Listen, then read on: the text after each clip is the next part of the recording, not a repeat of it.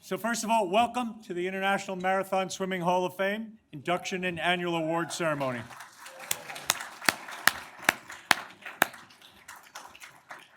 Dr. Tim Johnson and Dr. Jane Katz have been to many of these ceremonies all over the world, and they're based here in New York, and they'd like to welcome you to New York City.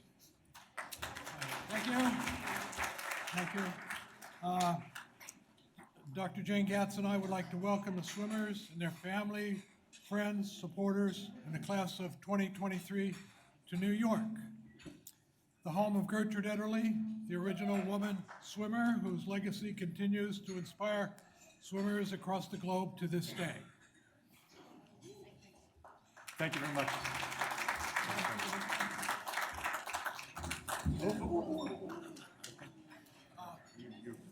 We got it. I'm just saying.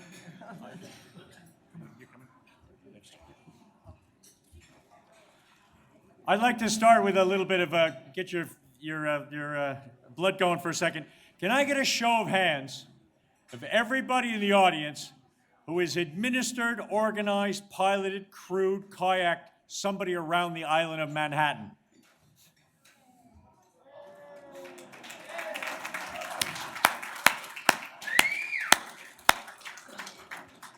At a certain level, you're surrounded by a bunch of prima donnas that love to swim. And without you, it doesn't happen. Can I get a show of hands of those who might have swum around the island?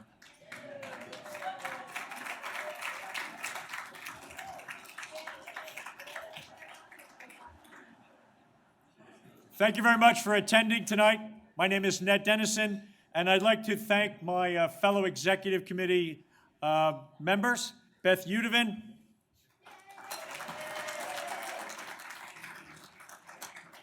Nora,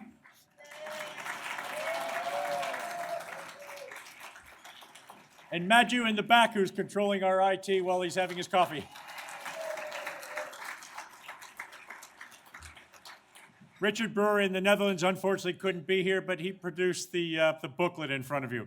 If there's any smallish typos, let us know. We'll get them corrected. We're at Fordham University's campus, and this is all possible because Liz Fry arranged it. So Liz, fantastic.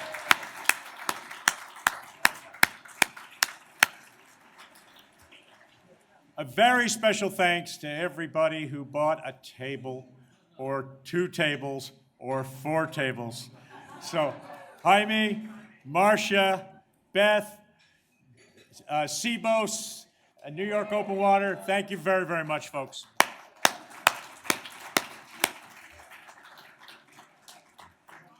Apologies from Christopher and Sue Gesden and Doug from Australia. For all sorts of health reasons, they were unable to be here. Rita Kovac is unable to be here. Brenda Fisher, unfortunately, passed away last year. Sid Cassidy had a family urgent issue. And Penny Lee Dean is giving a commencement address at her university. So it's kind of, she had to make that choice. The International Marathon Swimming Hall of Fame exists for literally one reason. We select and immortalize the best of the swimmers and the contributors to the sport of open water marathon swimming. And for those of you being inducted tonight, I have to warn you, it's not just tonight. We're gonna be glorifying and immortalizing you for the next 500 years. So this is the start of the process.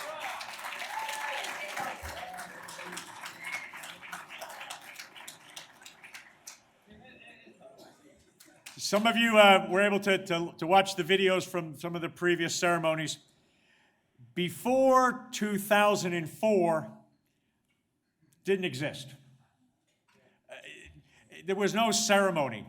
I think John York famously talks that one day a certificate arrived in the post with a note that said, "Congratulations." In 2005, we had a small group, and actually 4 of them are present today. And they met in the kind of the back room of the International Swimming Hall of Fame. Somebody went down to the gasoline station and picked up some sandwiches and cans of Coke and potato chips. And maybe 20 people, and it happened. Similar in 2005, 6, 7, 8, and 9, very low key. In 2010, nothing happened, and in 2011, we came to New York, and we had a proper ceremony with honorees flying in from around the world where it really meant something. Since then, we have been in Long Beach, Cork, Ireland, Scotland, San Pedro, Windsor, Melbourne, Australia, Naples, Italy. We are the International Marathon Swimming Hall of Fame. And when you read the brochure, we try to get the names right. So before we gave the people from Spanish countries 2 names. Their mothers weren't very happy. We missed the accents, and maybe their parents couldn't read it. So all local language translations for those people, something we're really, really proud of, and we try to go around the world and involve the international community. Coming up on stage in a few minutes, just about every honoree wearing one of these green sashes will have a chance to come on stage and either introduce or accept. There's only 2 that we didn't have space for. And I'd like, first of all, Carol Singh, can you stand up?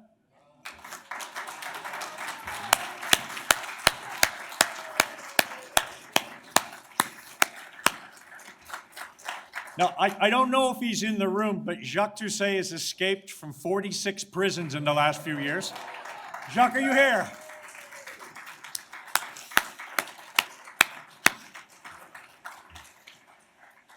So if you ever want to read a story of adventure, read Jacques' Open Waterpedia page. And from Devil's Island to Chateau d'If to the Man in the Iron Mask, prisons you didn't even imagine existed, including prisons for children on islands. You know, just fascinating stuff. Okay. This is one of our best ever attended ceremonies. And for that, I absolutely thank you all for coming. And with that, I'd ask our first introducer, Julie Ridge, to come up and make an introduction.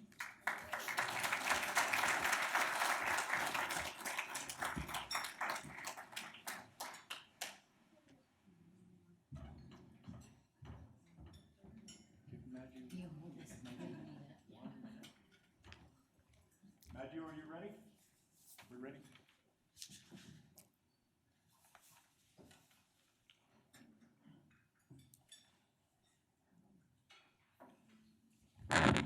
Can you hear me? I'm going to apologize immediately. I have terrible allergies, and I came down with laryngitis yesterday.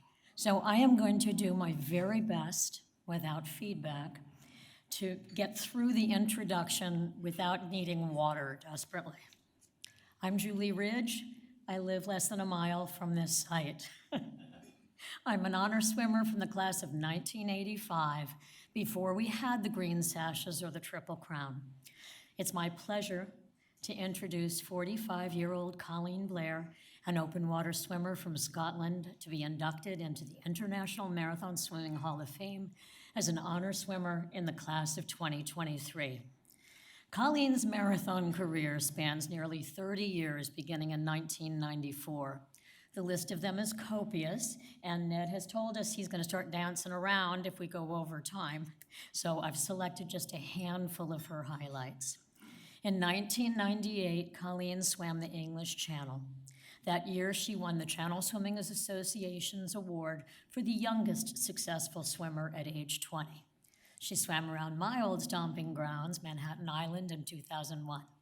In 2008, she crossed the North Channel from Northern Ireland to Scotland. 2011, Colleen pioneered a crossing of Pentland Firth, for which she was nominated for the 2011 World Open Water Swimming Performance of the Year. In 2014, she crossed the Catalina Channel. 2015 was a big year for Colleen. She swam 1 kilometer in the Ireland Ice Swimming Championships in Conroy Pond, Northern Ireland, in 3.1 Celsius degree water. On May 6th, 7th, 8th, and 9th, she completed the 4 stages of the SCAR Swim Challenge. 2018, another banner year. Colleen completed the 4 stages of the Scar Swim Challenge for a second time in a cumulative time of 20 hours, 47 minutes. July of 2018, she pioneered the 24 nautical mile crossing of North Minch from the Isle of Lewis to the Scottish mainland. For her achievement, she was awarded the MSF Udavin Award for Most Adventurous Marathon Swim.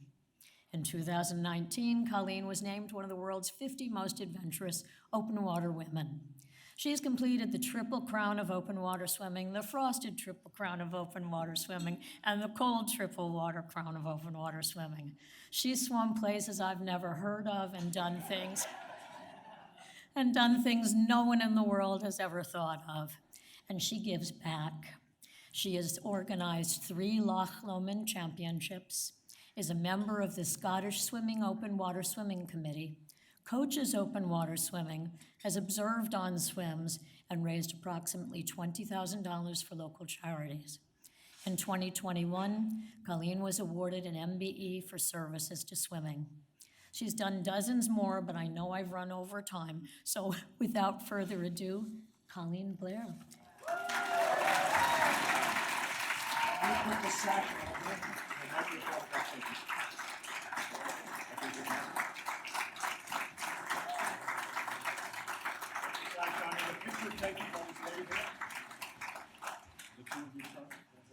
Kind of like Miss America, but Miss Scotland. It's inside out. Yeah, because I can't see without my glasses. That's correct. No, I'm sorry. It's okay. Here I gave this good speech and I messed it all up.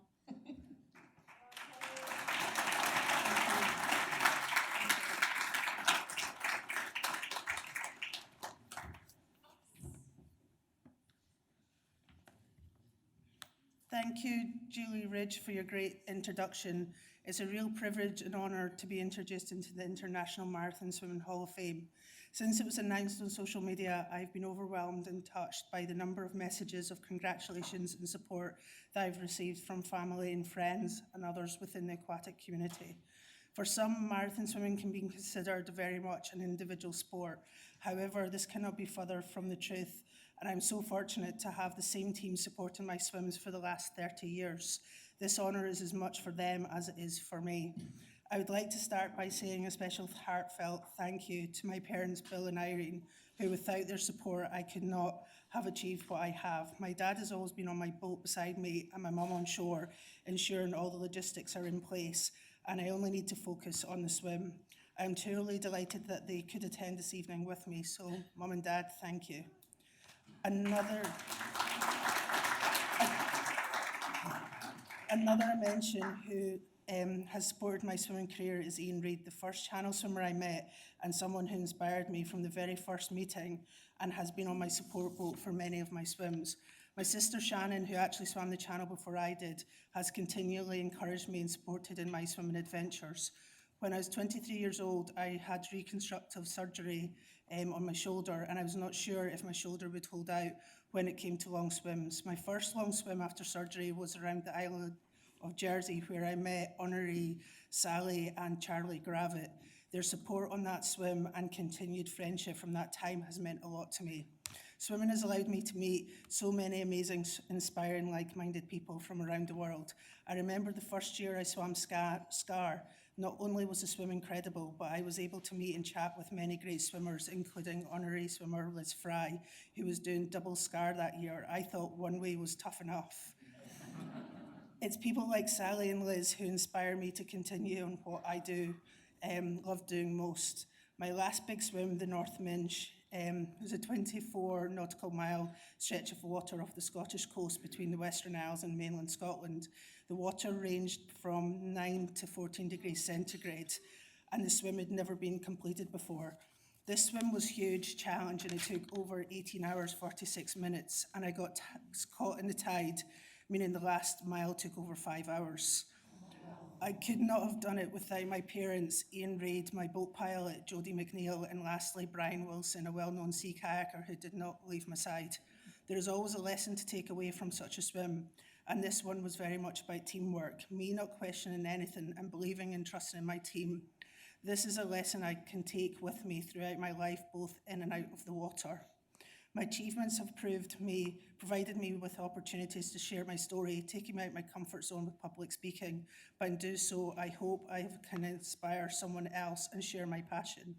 Windows of opportunities for such swims can be very small, so I'd like to also thank my past employers who were understanding and flexible, and my current employer, Scottish Swimming, who support and promote my swimming accomplishments. Swimming is my calm, my breathing space, and where I am at my happiest, surrounded by my closest friends and family. I am genuinely thrilled to be standing here accepting this accolade, and will again take this opportunity to thank my parents who have sacrificed the most for my swimming, Ian Reid for putting up with my cheek during swims, and to all the kayakers and boat pilots that have allowed me to accomplish the swims I have. Thank you to the International Marathon Swimming Hall of Fame for this incredible honour. Thank you.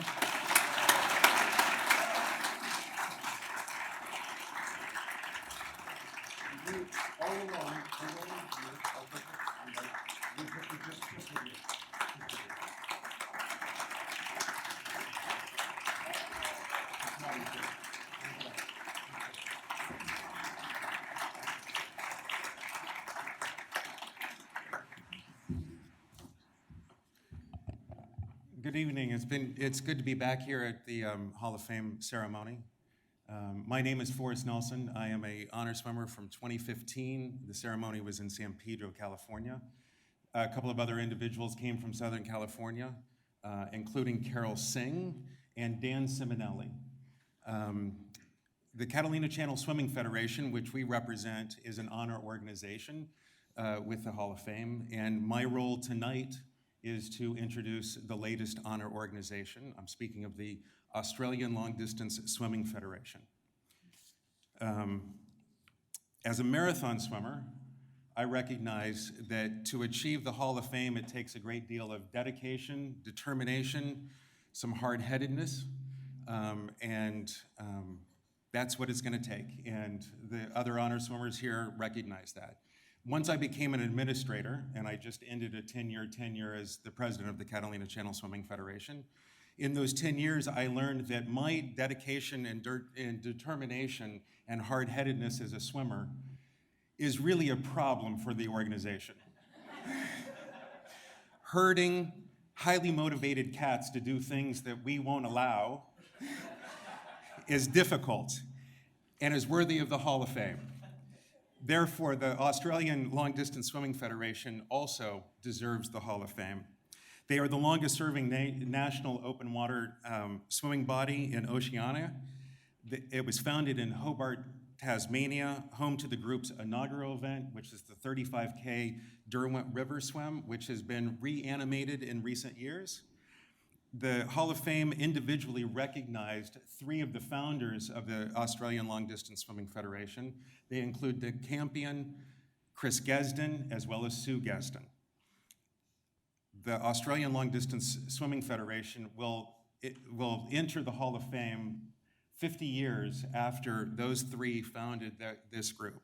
So please, with me, welcome the Australian Long Distance Swimming Federation into the International Marathon Swimming Hall of Fame.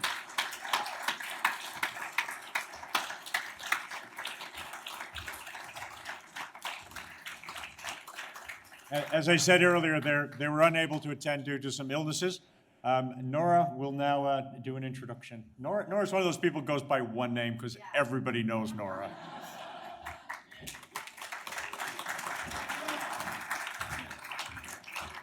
Thank you. First, I would like to ask your permission to give a welcome to Jaime's family and friends in Spanish. Pues solamente darle la bienvenida a los amigos y a la familia de Jaime por estar aquí, viajar desde México y otras partes, desde San Diego, Connecticut, y pues me siento muy honrada de ser la persona que voy a presentar a Jaime en esta ceremonia tan importante.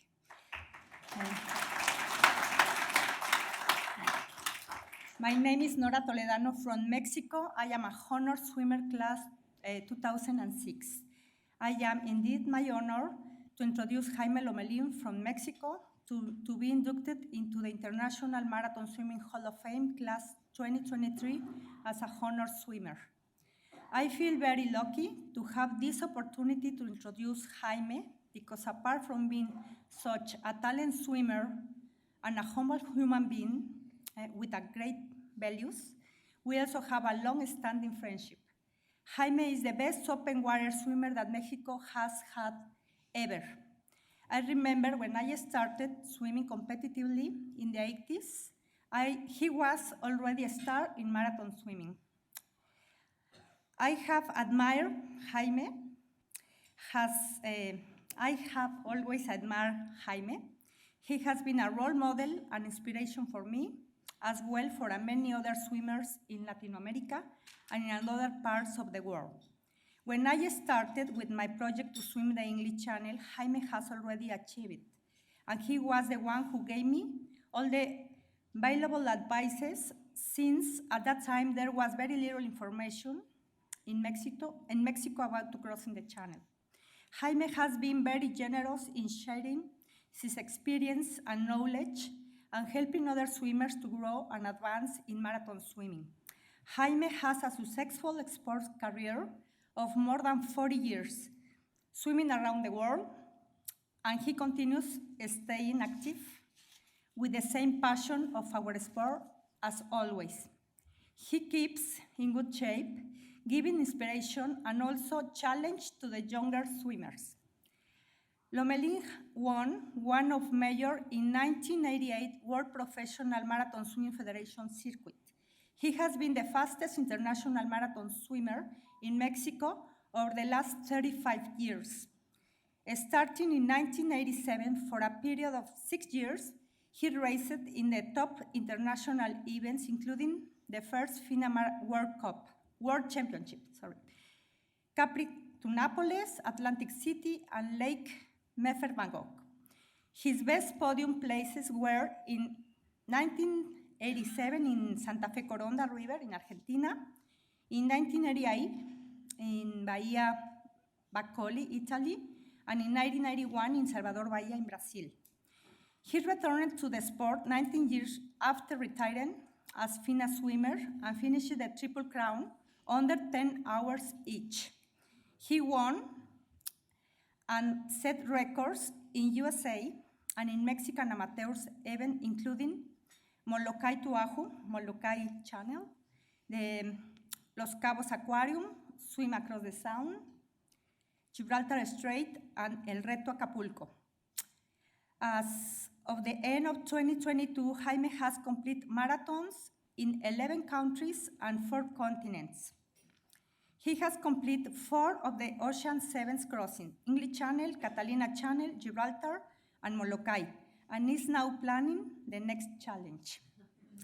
In life, every effort has its rewards, and the thousands of strokes and kilometers that Jaime has swum in the ocean now bring to him this significant recognition, very well deserved. Congratulations, Jaime. You present that and take a picture. I present Jaime Lomelin.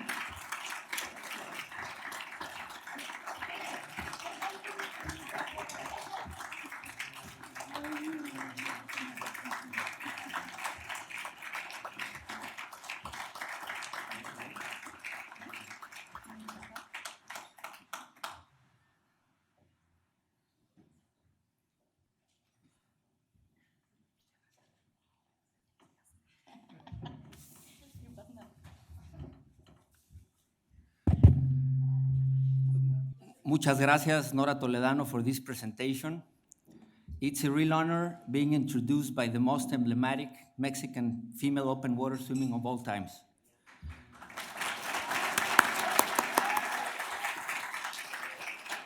But most importantly, by my great friend. I have known Nora for almost 40 years, when she was a baby girl. Since then, we became very close friends, and I've been very fortunate to have had her as a crew member and a kayaker in some of my swims. When I was told about my induction to the International Marathon Swimming Hall of Fame, on October 25th, I was in shock. It is a special day for me, not only for the news, but also coincidentally, because it is my son Daniel's birthday. The feeling of being inducted is beyond words. I feel honored, thrilled, and very touched, to say the least. I never thought a real passion and love to open water swimming would take me here.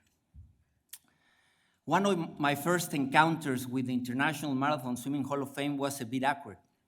It was August of 1992, during our honeymoon, on the way to Orlando coming from Aruba. I wanted to show my new wife a place that means a lot to me for the passion to the sport. When we arrived at the Fort Lauderdale Swimming Hall of Fame Museum, the open hours indicated that the place should have been open, but it was not. After ringing the bell and knocking the door for a while, a man with some wooden sheets and hammer appeared and with a confused voice asked, "Haven't you heard about Hurricane Andrew? It is hitting South Florida within hours, and it is coming hard." I didn't bother to explain him we were on a honeymoon. He probably would have understood. A week later, we were able to visit the Swimming Hall of Fame Museum. I was thrilled to see many familiar names, many fellow competitors, and so many good friends on the wall. I remember I took a picture right next to the name of my good old friend, competitor, and mentor, Claudio Plit. As time went on, I witnessed how other familiar names and good friends were inducted along with fellow countrymates and good friends, Nora Toledano and Antonio Arguelles. After this, the International Marathon Swimming Hall of Fame became an inspiration and an aspiration to me. Swimming has given me discipline, focus, resilience, teamwork, great skills for time management, and many other useful tools for life. Without a doubt, the best time development complement I could have ever asked for. However, what I thank swimming the most, and by far, is the friends I have made along the way. Those are priceless. I have great memories of all my swims and races. However, my first podium at the International Marathon Swimming Circuit was special in many ways. It was the emblematic race Santa Fe Coronda in Argentina, December of 1987, a 57-kilometer race down the Coronda River. To go there, and since I had no vacations left at work, I had to literally bet my boss at the time some vacation days if I made the podium, or a fancy dinner for him and his wife if I didn't make it within the first three swimmers. Fortunately, I got the extra days. During the race, I learned two big lessons: expect the worst and hope for the best, and turn a challenge or uncomfortable moment into an opportunity. On the first lesson, I lost my guiding boat for about 40 minutes. They had rowing boats at the time. And from the start, my cousin Eduardo Dominguez, who went with me to all races early on and who is here with me tonight, didn't get a good feeling.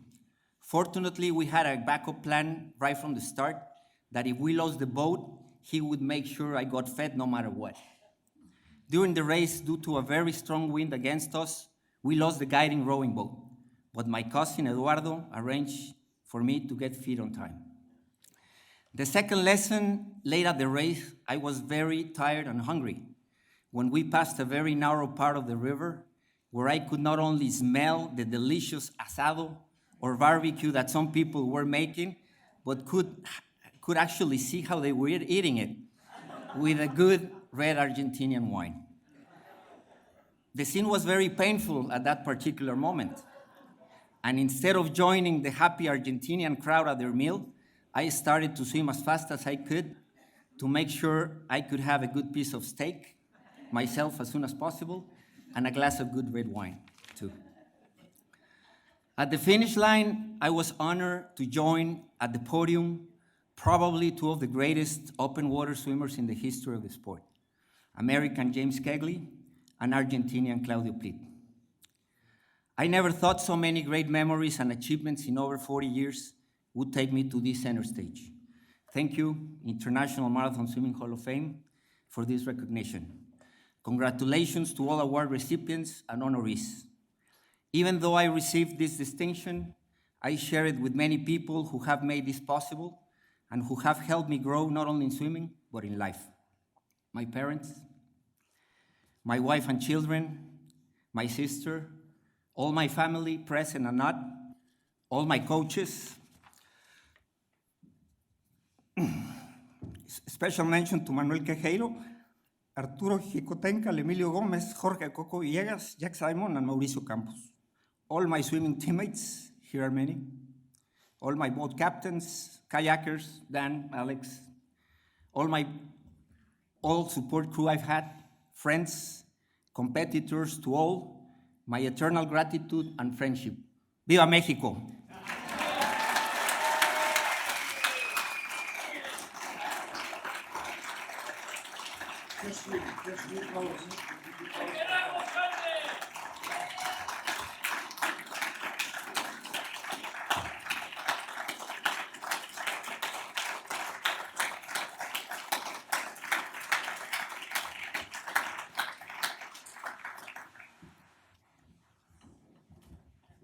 Caroline?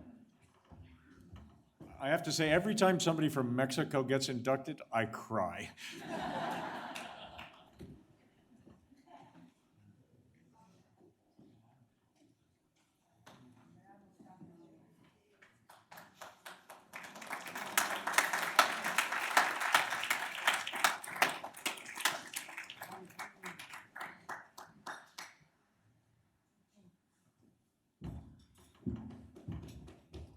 Hi. So, my name is Caroline Block. I am an honor swimmer from the USA, class of 2022. It's my honor to introduce Rita Kovacs from Hungary to be inducted into the International Marathon Swimming Hall of Fame, class of 2023, as an honor swimmer. Rita competed on the IMSA and FINA circuits for 11 years over an 18-year period. Over 36 races, she landed on the podium 23 times, or an incredible 64% of the time. This started with her first marathon race and win in Lake Balaton in Hungary in 1991, which earned her a spot at the World Championships in Perth. She won a silver medal at the 25K World Championships in 1994 and medaled 3 times in the European Championships, gold, silver, and bronze. Rita retired from FINA racing in 1997, but then she actually returned 8 years later, winning her first 10K back and on the FINA World Cup circuit. Rita also swam the 800-meter free in the pool in the 1996 Olympic Games in Atlanta. This makes her one of only a few swimmers between 1960 and 2020 to have swum both at the same time in the open water and in Olympic pool swim competition. More recently, Rita actually coached IMSHOF honoree Eva Ristov, who competed in both the pool and the open water, winning gold in the 2012 Olympic 10K marathon swim. I now welcome Rita Kovacs from Hungary as an honor swimmer, class of 2023, into the International Marathon Swimming Hall of Fame.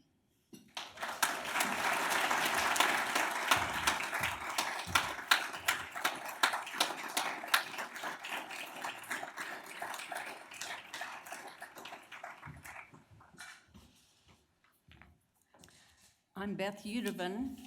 I am an honoree from last year, and it's my privilege to introduce to you Diane Struble, Honor Swimmer, USA. Diane was indeed a woman who became a legend in her time and shaped history to include women in sports. Diane Struble was born in 1932 in upstate New York. She was energetic, curious, and afraid of nothing.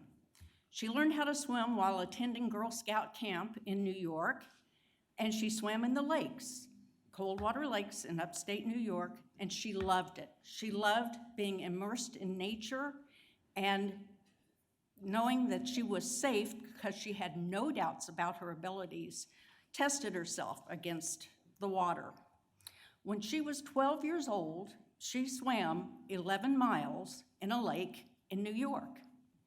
She loved it. This was her sport. She never swam competitively. She loved being in the open water, and that's what she did.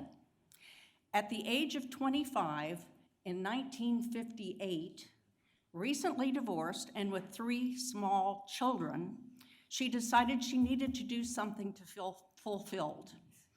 She decided she would swim a lake that she lived close to. It was Lake George.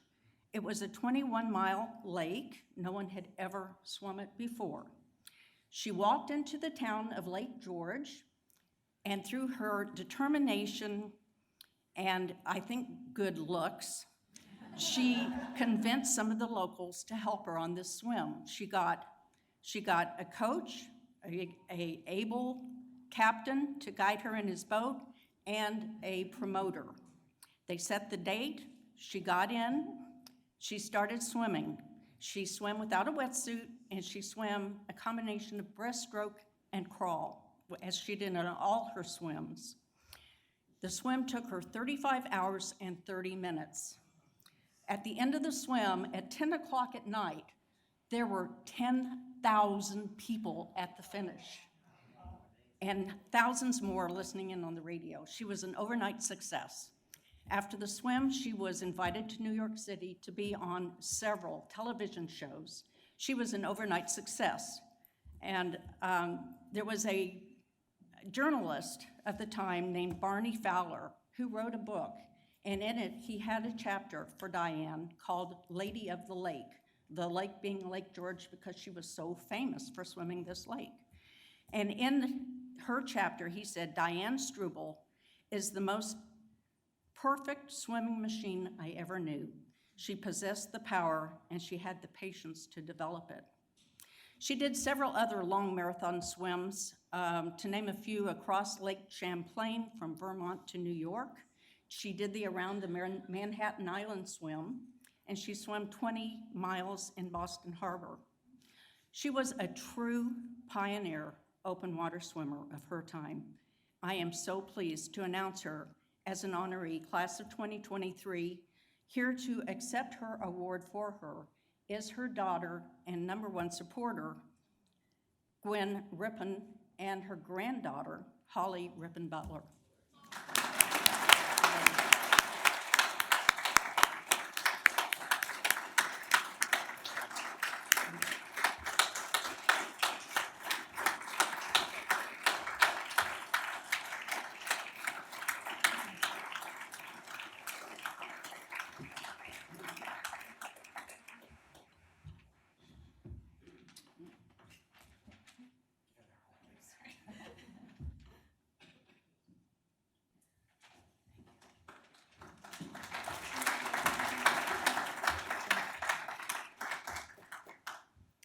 Thank you, Beth Udovan, for your introduction of my mother, Diane Struble, as an honor swimmer of the class of 2023. When I was a little 4-year-old girl and watched my mother swim Lake George, I could never have imagined that 16 years after she died, I would be standing here amongst so many amazing and inspiring people. So thank you, Mom, for following your dreams. My mother would have been thrilled to be here herself and to meet all of you. It's a very special treat for me to have my daughter Holly here with me to accept this honor for her grandmother. And I'm also pleased to say that Claire Nolan is here. She is a professional storyteller who will be impersonating my mother this summer at Weowaka in Lake George, New York. So thank you for coming, Claire.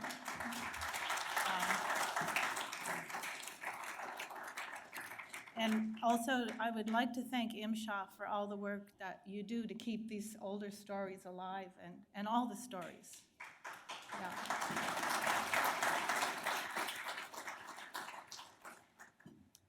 So let's see. Where do we go from here? I didn't bring my cheat sheet with me, but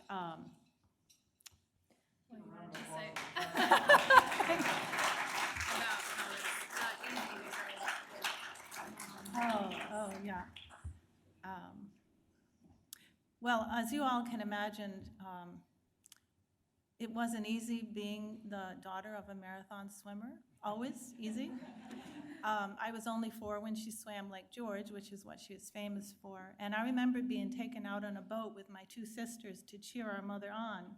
And this radio announcer stuck a microphone in front of our faces, and said, when I count to 3, I want you to yell as loud as you can, hip, hip, hooray, mommy. And from the time I was 3 until I was 10, there were many camera flashes, many long boat rides, and many times when we missed having our mom at home. But in the end, I'm really glad that my mom didn't succumb to the societal norms of the day, because she would have been a very frustrated stay-at-home mom. Instead of teaching us through her example to be strong and to believe that we could do anything we set our minds to. And so I've kind of mixed up my story, and now I wish I had my cheat sheet. Beg your pardon? The camp. Yeah. How Weowaka's gonna do this. Oh, yes, but I've gotten so far back. Okay, so there's going to be a plaque in my mother's honor called SWIM, Strong Women Inspire Me, and I think you saw a picture of that up here. It's going to be put at Weowaka Center for Women, which is a retreat for women of all economic means to come and be inspired. It's on the shores of Lake George. And there's going to be an annual event there on the anniversary of my mother's swim every year. And that's part of what Claire is gonna be impersonating my mother for. What I wanted to say too is that my mother became a world-class swimmer at a time in the 1950s when it really was not thought of for women, and especially mothers, to be world-class athletes.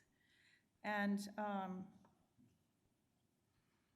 she did it through her own talent and determination, but it never would have been possible without the total support of her mother, Amanda, and her daughter, her younger sister, Sylvia. They took loving care of all of us kids at the same time as they encouraged my mother to follow her dreams.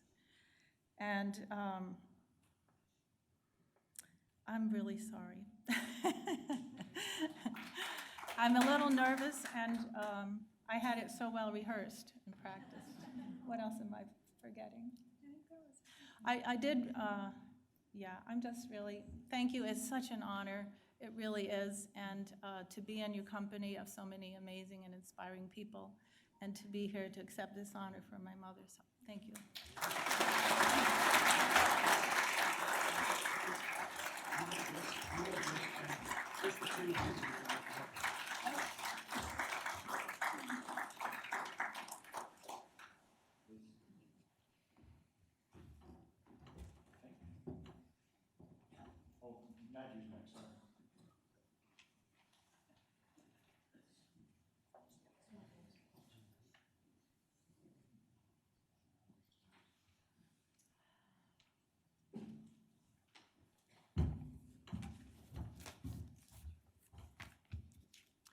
Namaste. Yeah. My name is Madhu Nagaraja. I'm one of the executive committee members from Canada. It's my honor to introduce and induct another pioneer and legend in our sport. Some interesting points are, she had the pleasure of meeting Elvis Presley. Isn't that cool?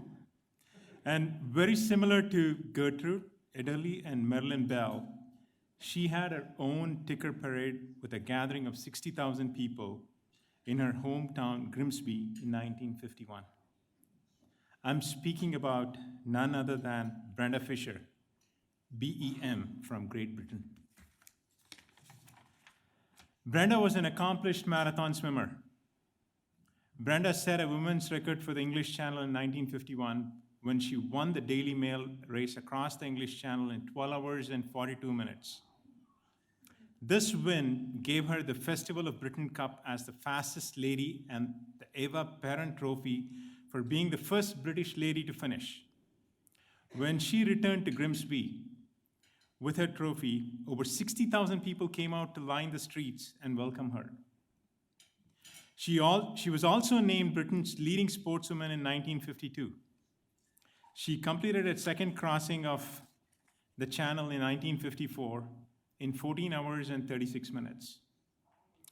Brenda went on to set 2 more incredible records during her swim: a 32-mile swim across Lake Ontario, one of the Great Lakes, and a 29-mile River Niles race in Egypt. After retiring from competitive distance swims, Brenda became a swimming teacher at her own much-loved club, teaching thousands of local children to swim. Today, you will find a blue plaque for Brenda outside the Grimsby Fishing Heritage Center. She's had a tugboat named after her, and in 2016, she was awarded Freedom of the Borough. In 2018, Brenda received the British Empire Medal, BEM, in the Queen's New Year honors. And she was featured in a special episode of BBC's Antics Roadshow, which celebrated pioneering women of the past 100 years. Ladies and gentlemen, it's my honor to posthumously induct Brenda Fisher, BEM, as Honor Swimmer Class of 2023.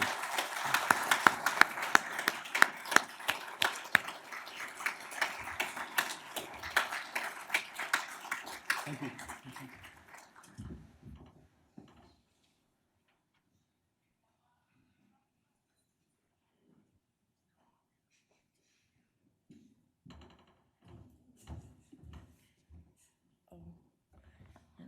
It's technology, sorry. Hi, everyone. So my name is Liz Fry, and I was a class of 2014 honor swimmer from the USA in Isle of Bute, Scotland.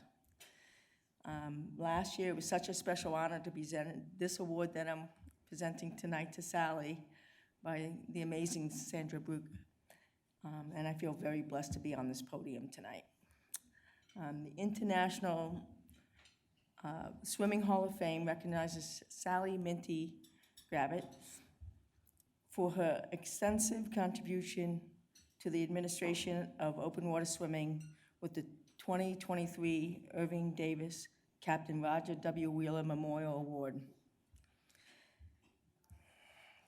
Sally served as president of the Jersey Long Distance Swimming Club for 27 years and helped train over 40 Jersey round swimmers and 20 Jersey English Channel swimmers over that time.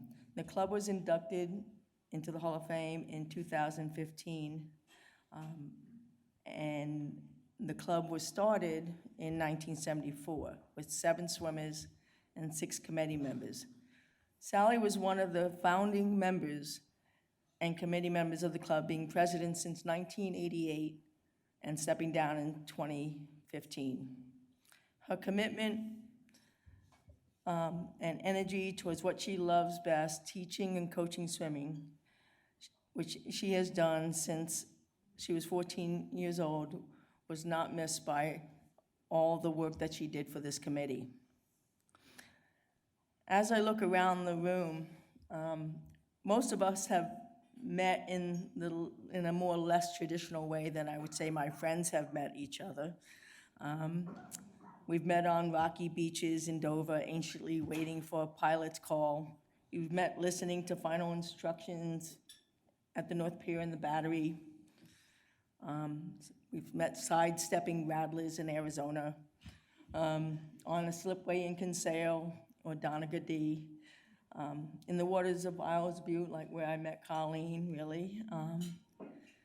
And this morning at this wonderful gathering at the iconic Brighton Beach. I would like to thank especially Cybos for creating and sharing such a warm, inviting community this morning. I think we're all really lucky people, you know, we're the luckiest people, and we're blessed.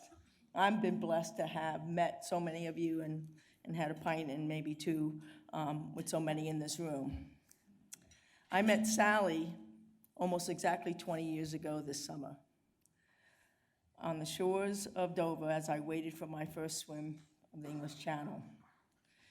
Sally was in Dover, not to swim. Her accomplishments are many, and she was honored in 2005 as an honor swimmer. But to support swimmers as crew, she was joining her great friend Dave Parcells, a honor swimmer inducted in 2010, to crew for Dennis Dressel, who's here, and like so many here, share in Sally's celebration and all the other honorees. Dennis and I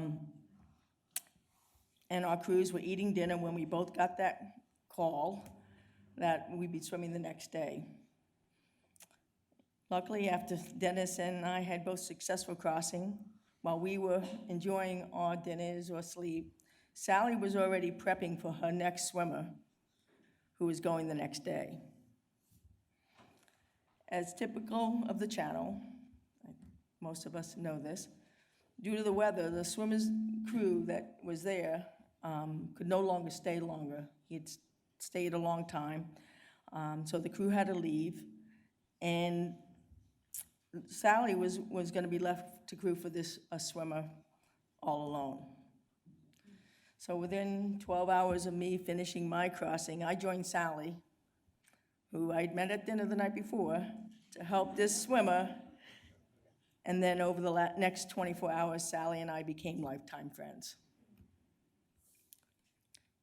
Through the years, Sally and I have shared New Year's Day dips at Hammonasset, which is our kind of stomping ground. A jellyfish-ridden swim across the Sound, along with Carol Singh. That many swimmers came in honor of Dave Parcells, who had passed in 2007, so that was in 2008. She had a Christmas blizzard in Connecticut with her and Charlie, adventures in scars, a wonderful holiday and swim around the beautiful island of Jersey, many induction ceremonies, swims at induction ceremonies, and lots of FaceTime and Zoom calls. And I'm just one person in this room that Sally has impacted. There are hundreds of swimmers and lifelong friends that, just like me, have been a recipient of Sally's generosity and passion of swimming. Let's see if I can hold it together.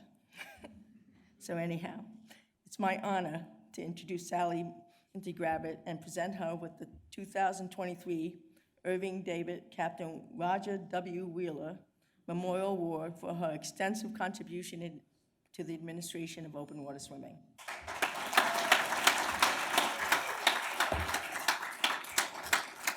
Yes, she came. I will.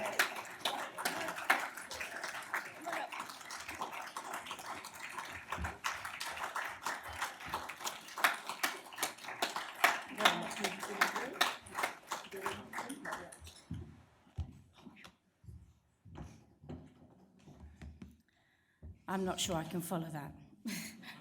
That was very emotional. I'll do my very best.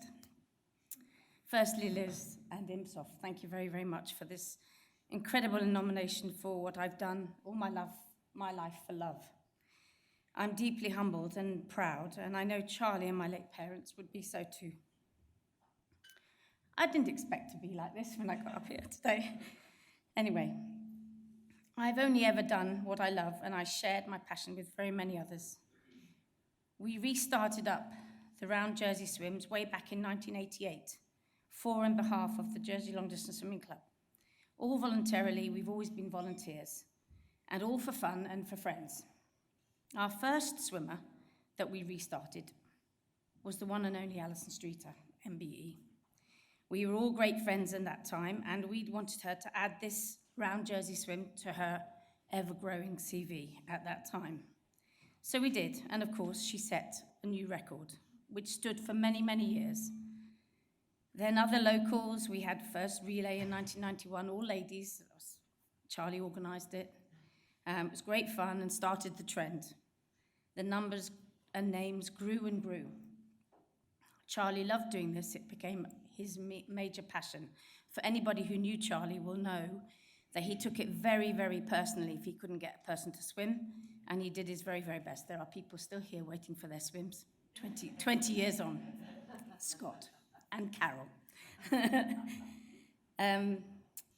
We then had our first paying customer in 1998, Cliff Golding, who we all know and love as a swimming legend and helper and advisor to so many other swimmers over the years since 1992 when I first met him. He insisted he paid, so he did, and we accepted.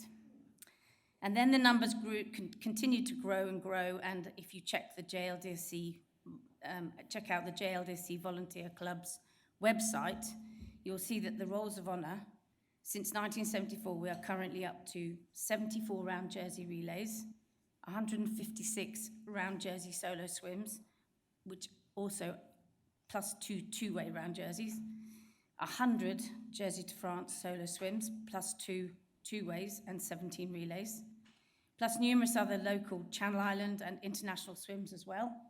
We also boast 43 English Channel swims between 38 swimmers, which also, and two-way swims. With the introduction of a new commercial pilot in 2014, the swim numbers are continuing to grow all the time. And we are so proud of our little club, possibly the greatest little swimming club in the world. And it continues to grow all the time, and we're looking forward to celebrating our 50th anniversary next year.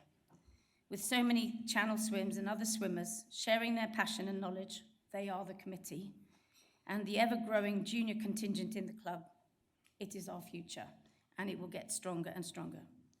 I'm collecting this award on behalf of Charlie. The swims would not be as they are if it had not been for his many years of dedication, passion, and love for the sport. We all miss him. Thank you again. Thanks.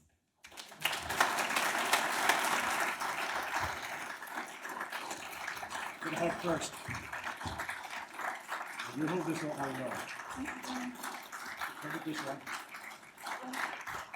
Smile. Thank you.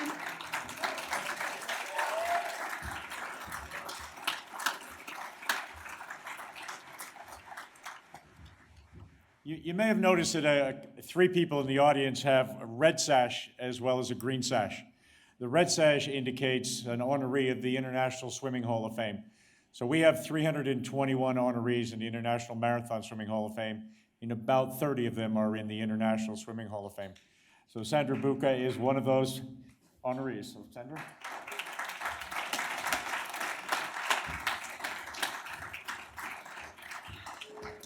Hello, everybody. First of all, I want to congratulate everyone who's been honored here tonight and thank everyone who's been organizing this absolutely fabulous and inspirational evening. It's just been outstanding.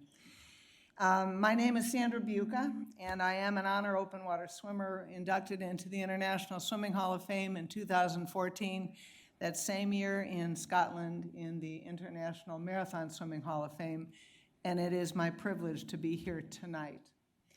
I have been honored and given the privilege of dedicating the International Swimming Hall of Fame Poseidon Award for 2023 to Kevin Murphy. The only thing I'm going to ask is that Mr. Murphy fix his red sash. You might all see that when he gets up here. At any rate, the Poseidon Award recognizes a high level of achievement from personal effort or initiative in a field of endeavor that contributes to the performance of marathon swimmers or to the development and status of marathon swimming to the world. Kevin Murphy, as everyone knows, certainly meets that definition of this award, as he has over nearly a lifetime in marathon swimming impressively contributed to enhancing the status of marathon swimming throughout the world. Kevin Murphy is a 1971 inductee into the International Marathon Swimming Hall of Fame and a 2009 inductee into the International Swimming Hall of Fame. And he's one of the greatest solo marathon swimmers of all time.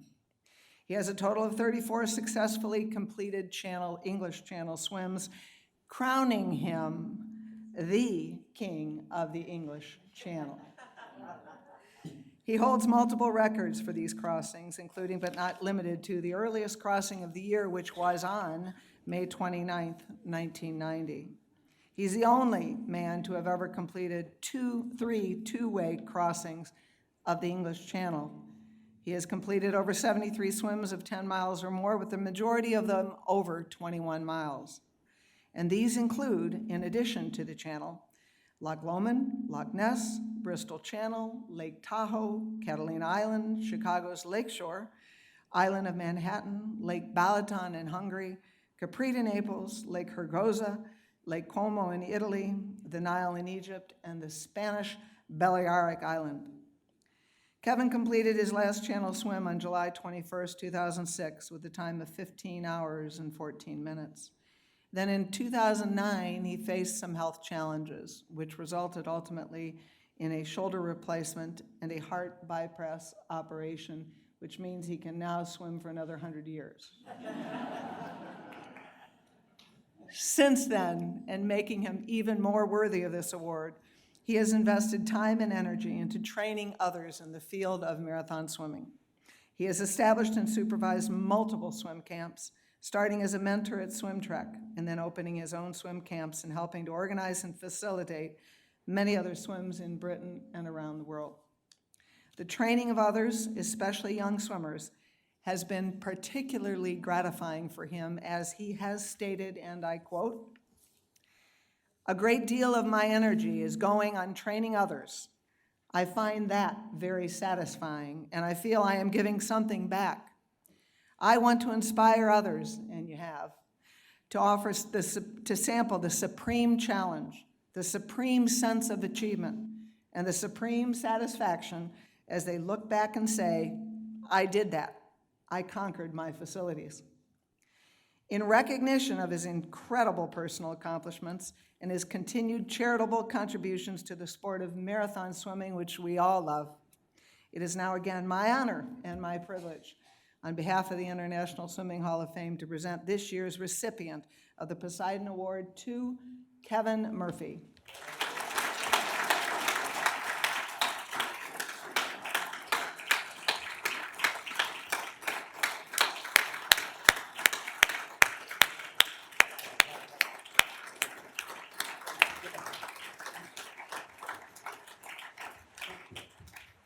Let's see that sack. You got it. It's not tight. Congratulations. Thank you very much.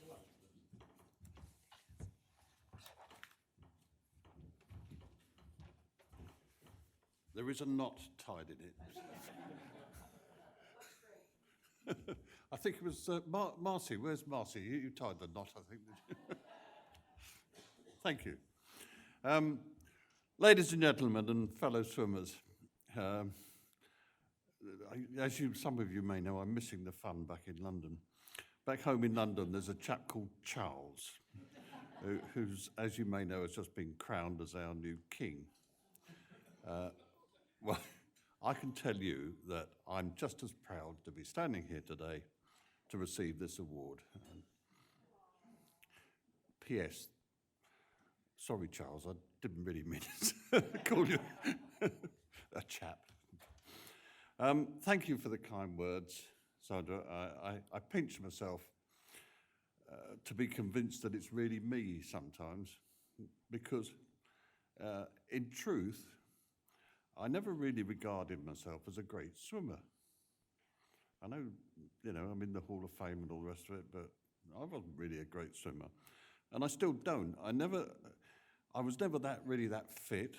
My stroke technique was average, and I worked so many hours to pay for the swimming, and I never really gave the training the wholehearted attention it deserved. But what I did have was an obsessive determination and a willpower, steely willpower. I will not give up. I'm always rather jealous of those swimmers who say they enjoy what they're doing. I often hate it because it hurts too much. What I have enjoyed is the feeling of power, that I can banish all the demons in my head which tell me, you can't do this. They tell me, whose silly idea was this? How did I get into it? And when can I get out? And it's a constant battle of wills in my head as I'm swimming to overcome those demons. But that's part of it. That's part of the satisfaction of achieving, to banish those demons. I enjoy the triumphant feel of beating the demons, finishing the swim, and overcoming all my human frailties. It's a very personal thing, proving to myself what I can do, always wanting to go one better. Along the way, it's brought a huge spike in my self-esteem. I attribute a lot of it to the fact that I grew up immediately as a little kid, just after the war. And I was slightly tubbier than some of the other kids. And I couldn't play football or cricket like they could, but I could swim. And I found my niche, and I could beat them. And that's been my driving force ever since. It's brought me friends all over the world. Many of you here today. And it's great seeing everybody and chatting to people, and you know who you are, and it's difficult to actually single out. There's so many of you here today, friends that I've made, and it's brought me a life of adventure, a life that I've enjoyed. And I have to tell you, I haven't given up yet. I'll be back in the channels swimming in a relay this year. In fact, I think it'd be 2 relays. One of them I'm trying to organise at the moment, which is we're calling it the Old Farts Award because it's the oldest channel relay ever. The average age is about 75, 76 years old. Anyway, Carol, you going to?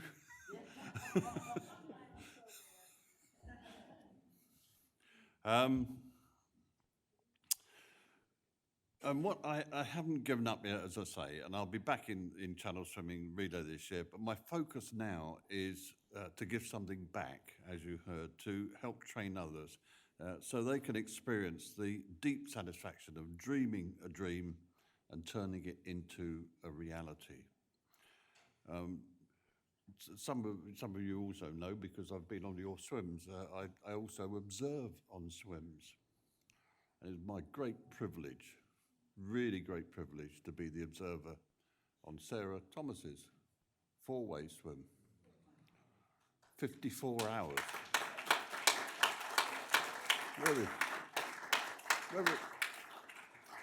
Where is she? There she is. 54 hours. You know. By the way, that you beat my record along the way, because I did 52 hours and you did 54.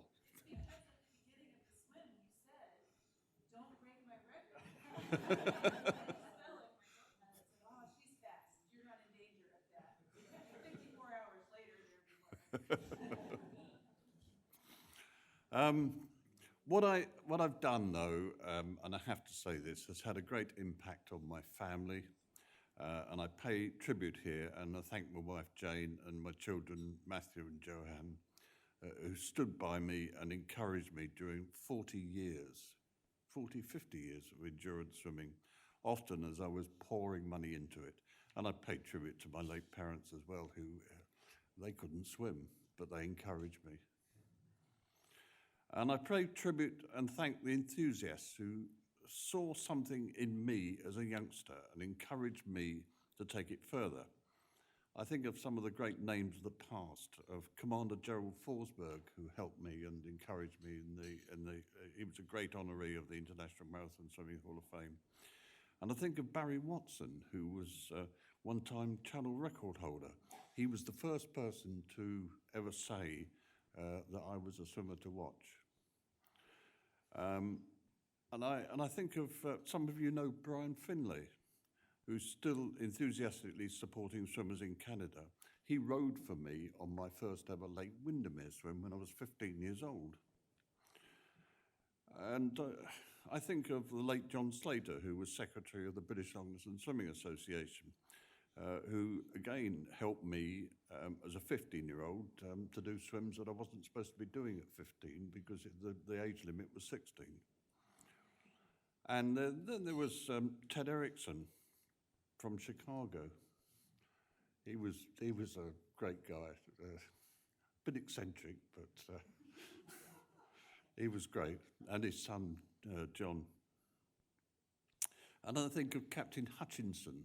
Does anybody remember Captain Hutchinson? He was my first pilot, and he piloted my first two-way channel swim. His boat was one of the Dunkirk veteran boats. And that was the boat that accompanied me on my first swim, so it goes back that far. And many more.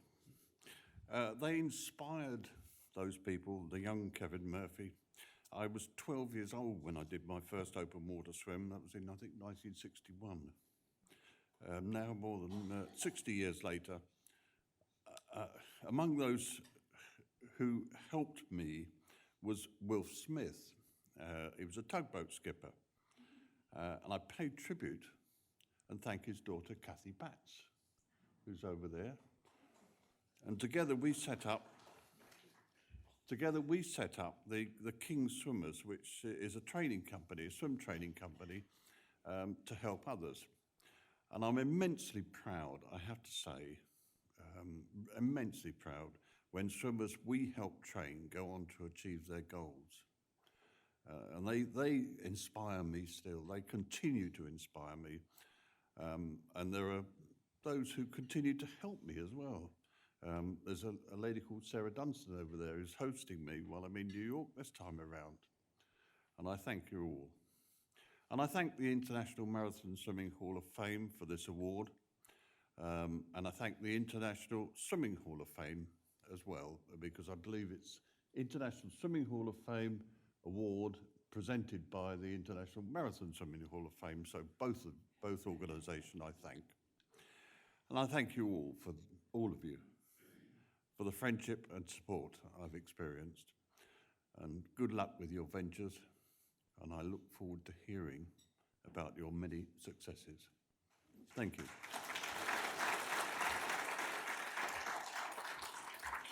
I'll hold you now to pose along. You pose along.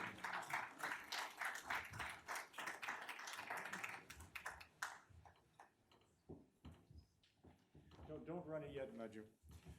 So we talk about handling adversity with class. But before I get into David's conversation, I want to talk about taking credit for the adversity. So one of the stories that hasn't often been told is that David was the best man at his brother's wedding. It was his job to pick up the tuxedo and bring it to the wedding. But he didn't check. And there were 2 shoes, the same foot. So when I unpacked my case today and I realized I had 2 right shoes, I've decided it was actually part of my very clever plan to honor David by wearing the 2 right shoes tonight. So I'm taking credit for the weather, I'm taking credit for everything. It's my great honor to present to Beth the Dale Petronich Award for Services to the International Marathon Swimming Hall of Fame. And I want to talk to you about my experience with David. I contacted him 15 years ago or so because I was planning on doing a swim in Santa Barbara.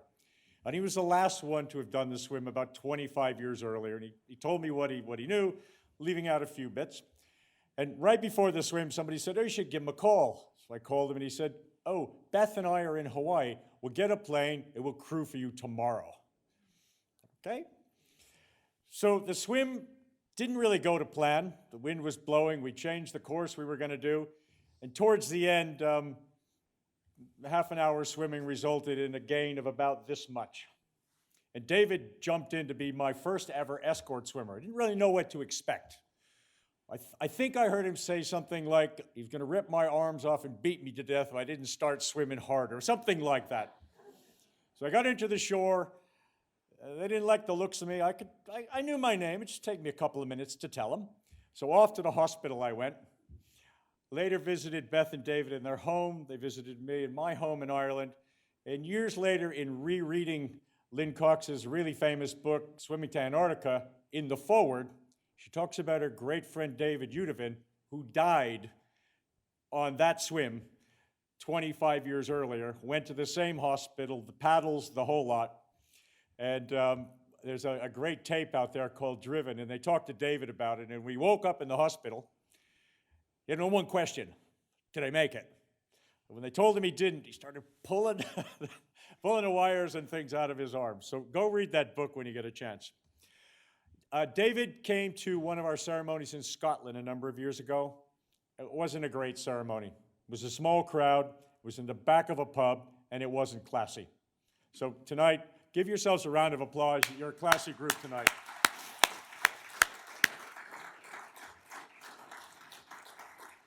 David took over the International Marathon Swimming Hall of Fame as the chairperson, and he did a right turn, and it was hard and it was fast. And he wanted classy operation, he wanted a strong management team, and he wanted us to focus and simplify. We went back under the umbrella of the International Swimming Hall of Fame, and we focused on selecting the honorees, branding, immortalizing. We added ethics, maybe one of the first halls of fame in the world. We said, if you fail a drug test, we don't want to know you. And we dropped a couple of things like a certificate of merit, and we had to record a swim program, and they just kind of confused everything. Unfortunately, David passed away shortly after that. So I've been part of the group that's been trying to deliver on his vision. So 8 years later, thank you very much, we're classy. We have 5 members of the executive committee, 5 different countries, and for 3 of these members, English is not their first language. We're very much international. We have two directors on the board of the International Swimming Hall of Fame, myself and Sandra, and our relationship is really good with that group. We're on our 4th generation of websites. We've recently added video links because in the future, people aren't going to want to read. They're going to want to click and see a video. We have 26 languages we've translated those biographies into. Actually, I shouldn't make it a we. I would say, Jamie, thank you for 18. The guy in India for 2, the Egyptians for a bunch in Arabic. People pitched in to help. They've been reformatted in a standard way, so we no longer use words like dominant and impressive. We say, he won the biggest race in the world 10 times in a row, and we leave it at that. People understand. We've branded the Hall of Fame. Thanks to Maju, who leads our Facebook campaign, we're posting every single day on Facebook. Sometimes birthday greetings, sometimes a bit of history from the past. We have removed 2 of our honorees for ethics violations.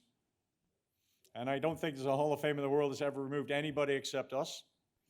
And I'm sure David would be very, very proud to be here tonight, to see this group, to see what we've done with his direction. And I'd like to welcome Beth Udovin up to accept on David's behalf.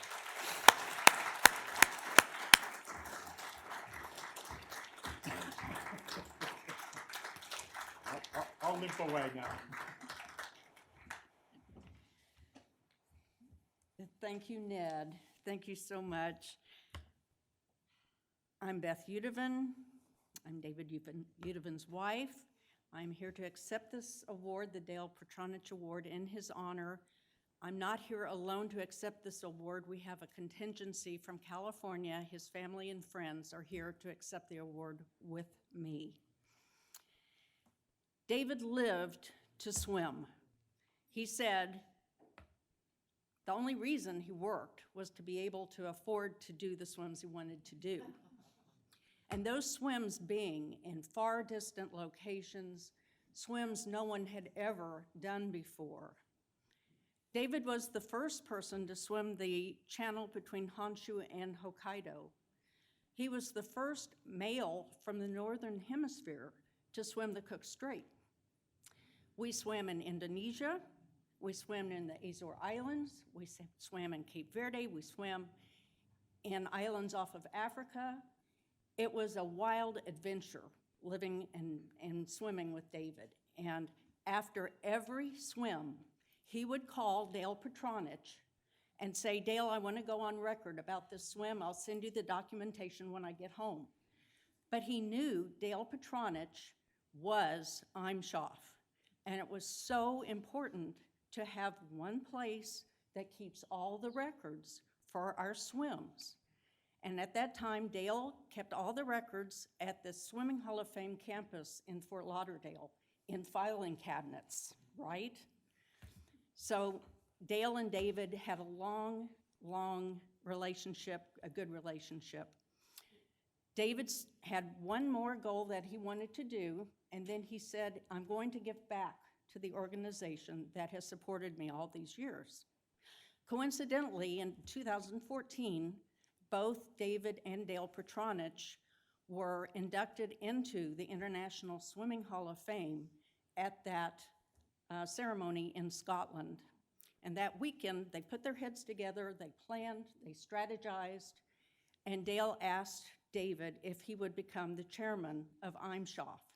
David enthusiastically agreed, and he became the chairman of IMSHOF in January of 2015.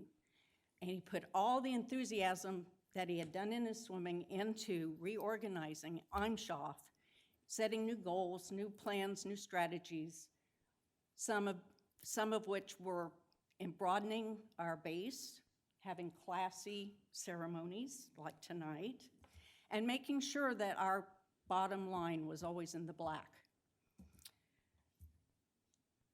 Today, I'm so pleased to accept this award for David and for Dale. Thank you very much.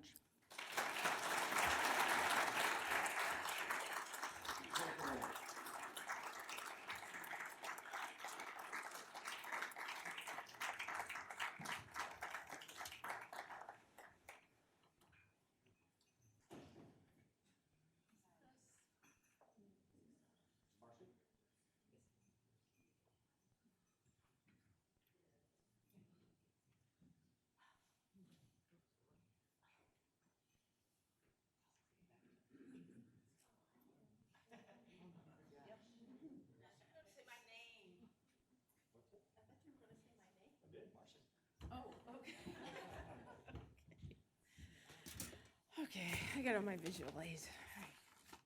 Hi. I'm Marcy McDonald, Marcella McDonald. I was inducted into the Marathon Swimming Hall of Fame in 2005, and in 2019 I was honored at the International Swimming Hall of Fame. Tonight, I have the pleasure to introduce to you my friend, many of our friends, Marsha Cleveland, to be inducted into the International Marathon Swimming Hall of Fame class of 2020 as an honor swimmer. Tonight, I'm going to talk a little bit about friendship, dedication, and inspiration. Marsha grew up in Connecticut, and so did I. We both are about the same age. We both were probably in the same age groups, swimming in short course, you know, the short pools. Marsha was in Greenwich, I was in Manchester. Marsha was probably in the fastest heat, and I was probably 3 heats later. But eventually, something happened in the late 1980s, and we both met here in Manhattan. I was studying, Marsha was working. I don't know, she was newly married. It didn't really matter to us because we were just swimming. But I remember being back here in Manhattan in the last few weeks. I haven't slept all that much because all these memories have come back. And I might get a little emotional because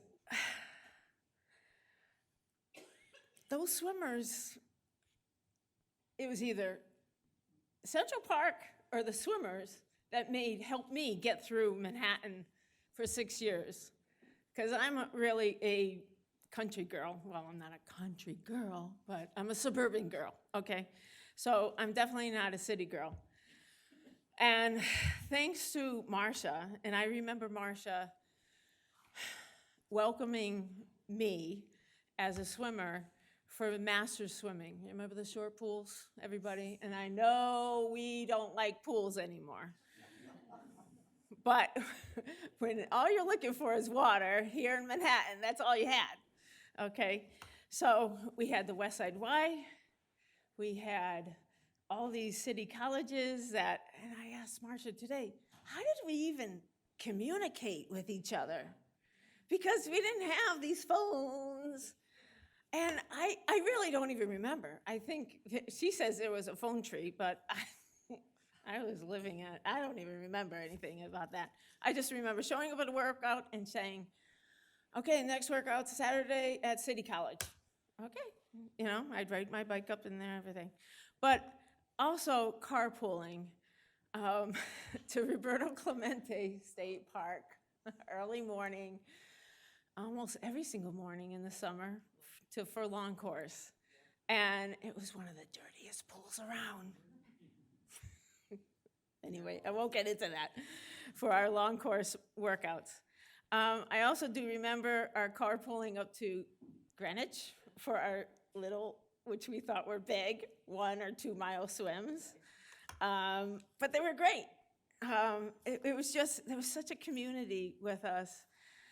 And then we went our separate, well, we didn't really go our separate ways, but then, I went up to Connecticut, and I just remember Marcia as being a very welcoming swimmer, but a very focused swimmer.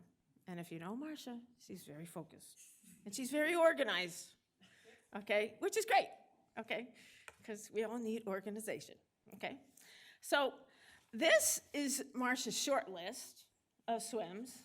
And this is a long list, okay? And I will not be going over all of that, okay? She's done a lot of swimming, like many of us, but you can Google Marcia and find out everything else about her, about the water. But there are two kind of swims that I want to focus on. Marcia has the fastest total time for the Triple Crown. And if you all know what the Triple Crown is,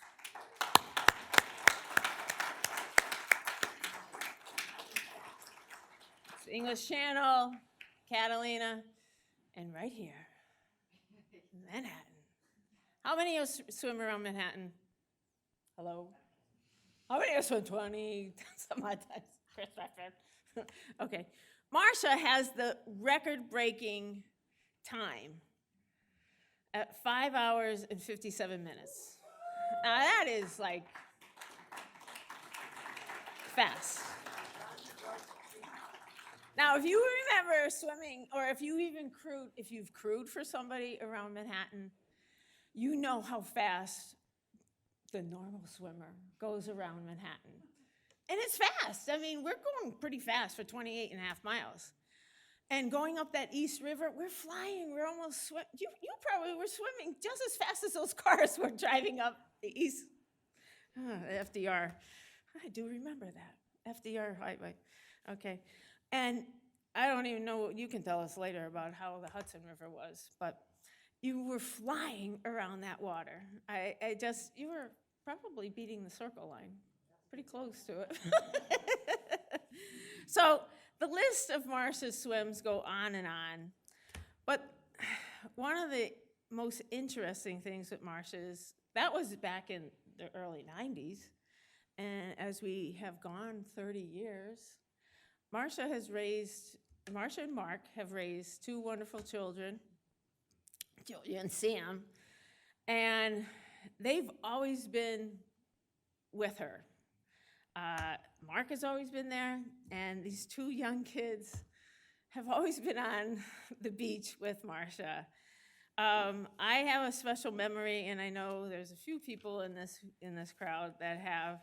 In 2003, when Marcia organized our relay for a double crossing of the channel, the English Channel, of course, that's the channel, and I just remember our wonderful beach practices with Julia and Sam on the beach, and it was just a fantastic time. I mean, we have lifelong, Marcia, you made lifelong friends for the 6 of us, okay? Scott Lutman, Henry Eckstein, who else we have? Morris. Well, Morris swam the day after our swim. That's another part of our story. So it was 1, 2, 3, 4, Christian, and Vince. Okay, so friends forever. We finished the double, probably about 2 o'clock, I don't know, 1:30, 2 o'clock in the morning. Marcia gets to finish at St. Margaret's Bay, and we head back to Dover. Marcia and I grab 2 hours of sleep, and we meet Mike Orem with Morris, with Scott and Deb for Morris's channel crossing. And there's another combination there. So it was just an amazing week, amazing weekend. So talk about inspiring. Marcia, you have trained swimmers. You've inspired swimmers through the years. Does anybody remember how to read a book? This is a book. Okay. Marcia wrote this book. It's called Dover Solo. There's so many people probably in this audience that have read it, and there's so many people around the world that have read it. Thank goodness you are the dedicated, the control person that you are. You taught people who to talk to, how to swim. We thank you for that, Marcia. Dover Solo, yeah, I mean, you really taught everybody how to succeed at swimming. If they follow this plan, they'll succeed at swimming the channel or any of our long swims. So we thank you. And now I get to welcome you, Marcia Cleveland, from the United States of America, into the International Marathon Swimming Hall Class of 2020.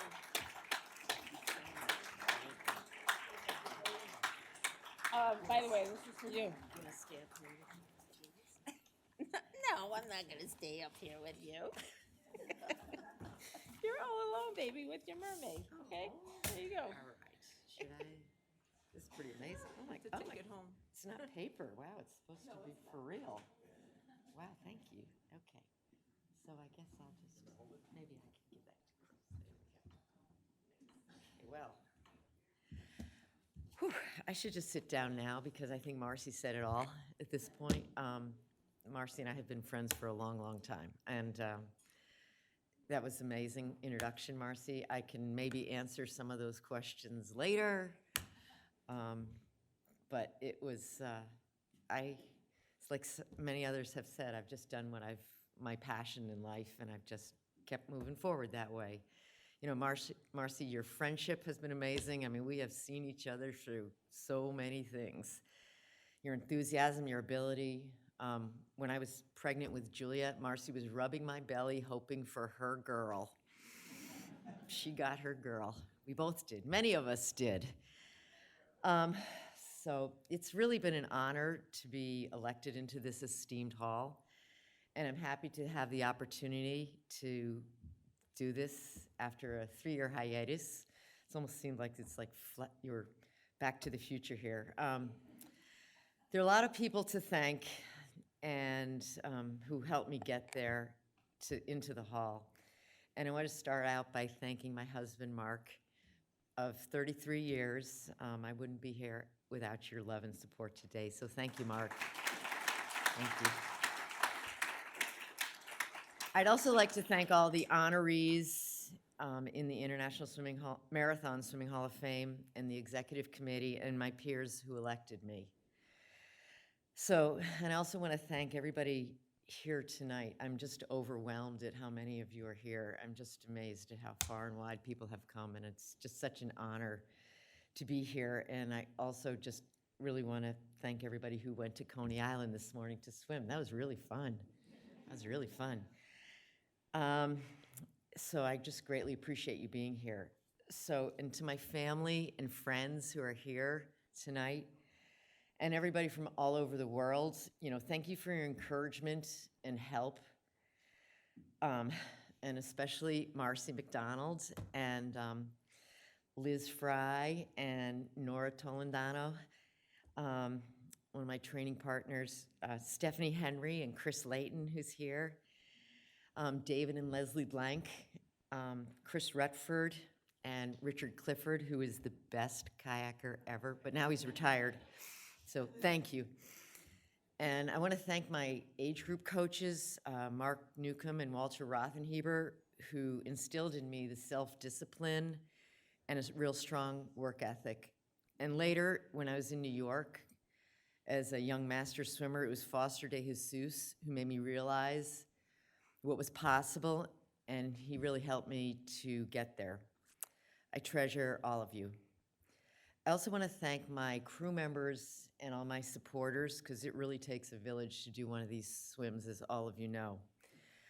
I want to thank my daughter, who is just starting to be a crew member, a really good one if you need one in New York, Julia Green. And for all my crew and supporters, you all work really hard, and when we get to the finish line, it is always a team victory. You're the best, and I'm so grateful to all of you. So getting into the hall has been an unexpected part of my life's journey. I first visited the hall when I was 8, and it made a really big impact on me. I knew I wasn't the type of swimmer, though, who was ever be an honoree, but I love swimming, and I just kept at it. And then all of a sudden, when I did not expect this at all, Ned calls me up, and 50 years later, I'm giving this speech. So hang in there, folks. So I started to think about why I was selected, and I came up with a few things that I've done in swimming that have just simply been part of my life. As Marcy mentioned, and I didn't even know this, since 1991, I've completed dozens of marathon swims, and it looks like it's more than dozens at this point, including the fastest time for the Triple Crown, and that was something I did not know existed until long after I completed it.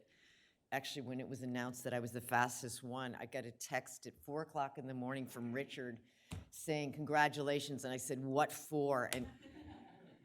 And I'm starting to think about who it could be, and I'm literally thinking about, and I was like, oh, wow.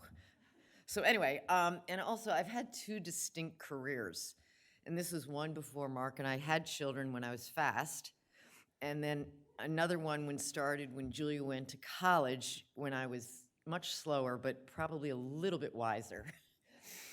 So in 1999, I published the book Dover Solo about my English Channel swim.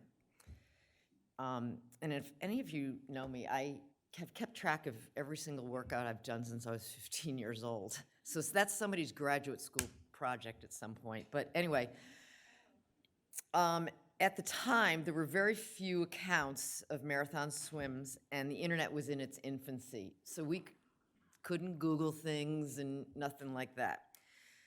So I wrote Dover Solo as a memoir so the waves wouldn't get any higher and the water wouldn't get any colder. And it just continues to amaze me how many people still read this book and adapt my experience to suit their own needs. Because that was another thing that was really cool about this, is that people said, well, you did this and I did this. And I'm like, that's great that you figured out a way for yourself to do it. So it just really makes it a really gratifying, experience to have written Dover Solo in the book, and that it just continues to, inspire people and help them to get to their goals.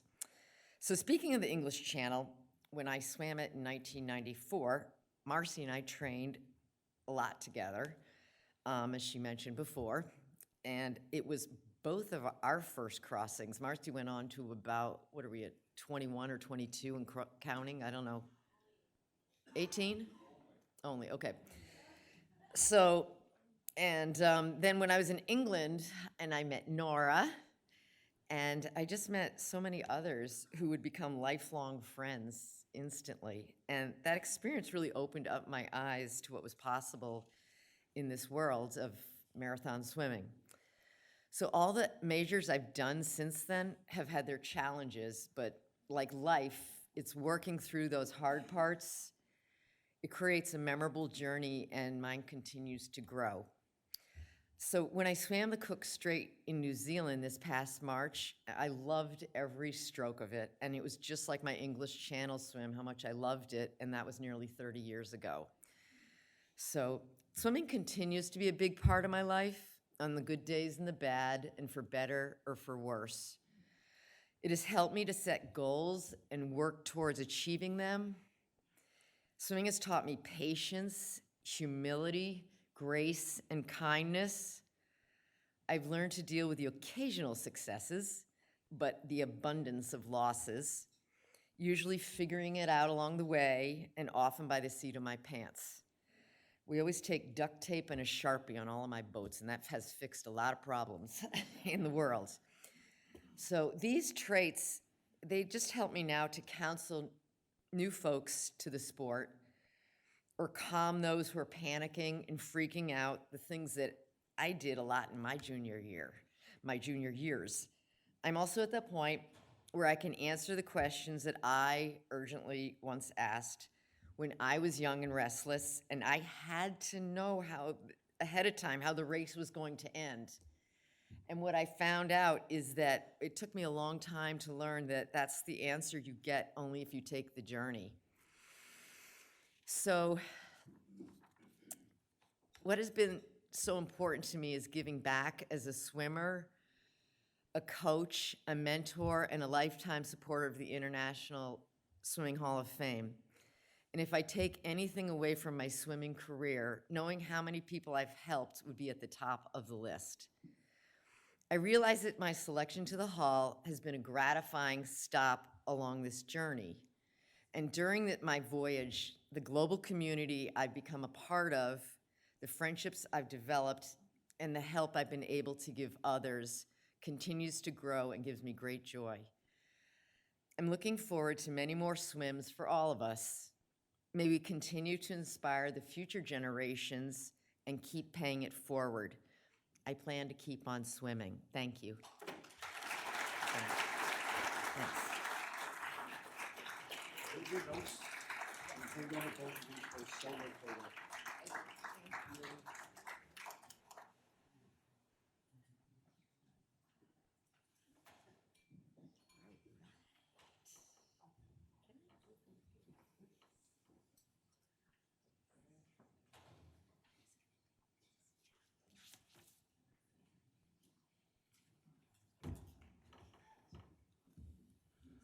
Good evening, everybody. My name is David Barra. I'm an honor swimmer from the USA, class of 2017. Tonight, it is my honor to introduce Sarah Thomas, also from the USA, who missed the last ceremonies to be presented with the International Swimming Hall of Fame Poseidon Award for 2021. This award recognizes high-level achievement from personal effort or initiative in a field of endeavor that contributes to the performance of marathon swimmers or to the development and status of marathon swimming to the world. I first met Sarah at IMSHOF in 2011. She crushed the field, finishing 5th overall. It was a crowded field of 34 swimmers, very competitive. She was the second female finisher in that swim. Since then, the swim around Manhattan has become somewhat quieter. I met Sarah again at SCAR in 2013. This was the first year that Swimmers were invited from all over to swim the 4 lakes there. It attracted lots of folks from all over. Ned was there, Liz was there, Mo was there, and just about as many people as could fit in the back of a 24-foot U-Haul truck to be driven through the desert. Arizona's pretty lawless that way. During that week, many friendships and friendly rivalries were born. We bonded and socialized as a group, not much unlike a traveling circus. We put in our best efforts and watched Sarah go by early on in every leg. We reconnected back on the boat later on. A few weeks later, Sarah completed the first ever 2-way Lake Tahoe, and she's been setting records ever since. Sarah completed the Triple Crown in 2012, later accomplished several first and record-setting swims. 2-way Memphremagog, that's the Vermont-Canadian border swim. So a 2-way is 80.4 kilometers. That was 30 hours, 1 minute. That was 2013. 2-way North Channel swim, 69 kilometers, 21 hours, 47 minutes. That was 2022. She was the first swimmer to complete, this blows my mind. She was the first swimmer to complete a 4-way English Channel swim.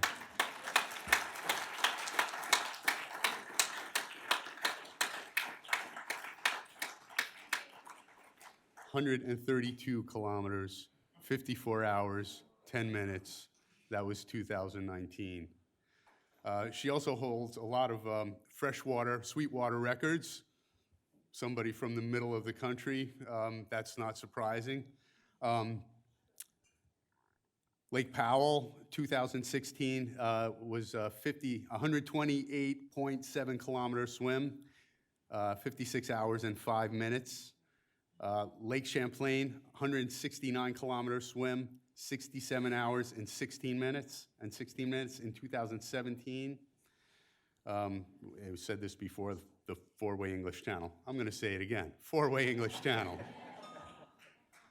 2019. Sarah's given back to the sport as a race organizer. She serves on the Marathon Swimmers Federation with the core group, with myself, Dr. Caroline Block, Evan Morrison. We make the sausage, behind the scenes there, discussing really exciting things like ethics, conduct and attire, and route validity, stuff like that. But the most important contribution I think that Sarah has made to the sport is that all of her swims are undisputed and impeccably documented. She's handled her massive success with grace and class.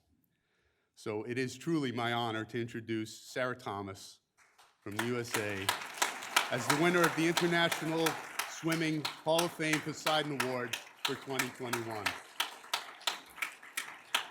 And I'm hoping I can get a photo with Sarah that's not in the back of a U-Haul truck.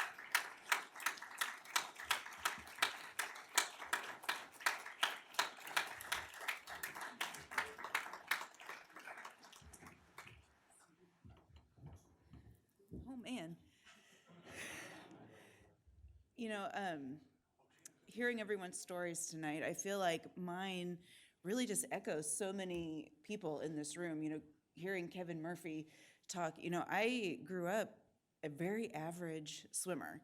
And to think that I would ever get an award or recognition for my swimming is just like beyond belief. I swam at the University of Connecticut as a walk-on, lost many, many races. And then I came to open water swimming in 2007 when I was 25 years old. I did a 10K swim in Colorado. I was terrified of that 10K distance, thought it seemed quite impossible. The water was 72 degrees and I was freezing. And I came out of the water at the end of that swim nearly in tears because I knew I had found it. I had found my place in the world, I had found my calling, and I knew what I needed to do. So I swam that 10K race for a couple of years and then kind of decided, hey, this 10K is kind of short. Maybe I should try something a little farther. And in 2010, I did Catalina. I finished Catalina, crawled up on the shore and said, I am never, ever swimming again. It was the most miserable 9 hours of my life. With about 4 hours to go, I had totally ruined my nutrition plan, and I was bonking, and it was like the most painful 4 hours of my life. People always ask me, like, hey, what's your hardest swim? The last 4 hours of Catalina were my hardest swim. So obviously, I did not quit. About 2 or 3 months after I finished Catalina, I was, emailing Eddie Spelling and saying, hey, can you take me across the English Channel? Signed up to swim around Manhattan, and kind of from there, I just wanted to see what else I could do. And I had no idea that it would take me here. I came to it by chance of like, okay, the English Channel wasn't that far. I think I could swim back. And the only reason I have ever had those thoughts is because of all the people who came before me. So, hearing your stories, I remember watching Sally's Double English Channel and, following Marcy swims and Liz Fry's swims and just all these incredible swimmers. They're the people who gave me the inspiration, gave me the knowledge, gave me the experience to even be able to dream of swimming an English Channel 4-way. So I really appreciate this room, my friends. It's so wonderful to be able to speak to a group and a room of like-minded swimmers, my kindred spirits of people where I belong. And I just really appreciate Ned for letting me come up here. I feel like I got this award during COVID. And so it's nice to be here and share this moment with the rest of you. And I think that's probably all I really want to say. And it's been here a long night. My feet are killing me. So thank you all very, very much for your continued support and love. I appreciate every single person in this room. So thank you very much.